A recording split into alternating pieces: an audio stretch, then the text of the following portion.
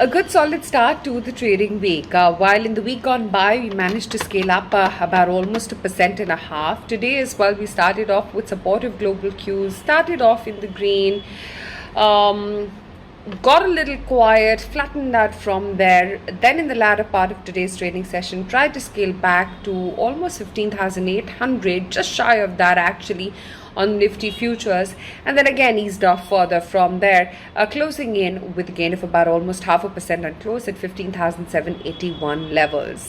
It was a better day for the broader end of the market. You had the mid and the small cap indexes closing in with almost 1.5% gains, more so for the small cap index. That's where all the positive moves were. In fact, on closing within the F&O universe, you had only 47 stocks actually stand to the declines. That's how strong the market breadth ran within the listed F&O space. What was holding out today was really the underperformers from the last decade, which have now finally begun to rise up and wake up and try and catch up with the rest of the market rally.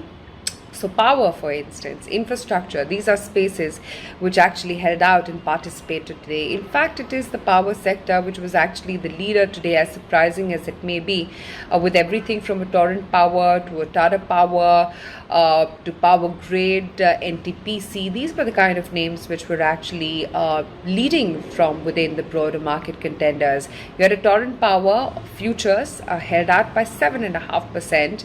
Tata Power was making a move of 5.25%. Power Grid held out by nearly 5% in trade, and NTPC as well scaled up 4.25% on the futures. So that's how strong the power rally was in today's trade. The other sector, of course, which held out was infrastructure. Quite a few names which were holding up over there. You of course had BHEL, which looked very smart. Tani Ports looked very good. Concord, of course, is a name which has been holding out very, very smartly indeed.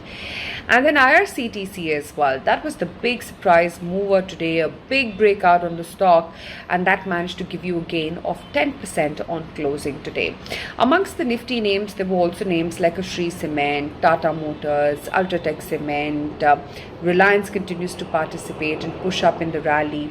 That also held out by about 1.5%. There was TCS holding out, HCL Technologies, Wipro, IT, of course, as a sector has really been the backbone and was no different today.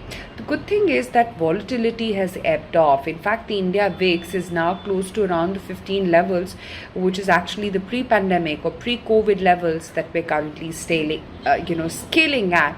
So giving you a sense of the kind of emotion gauge in the market in terms of how the greed and fear levels are panning out.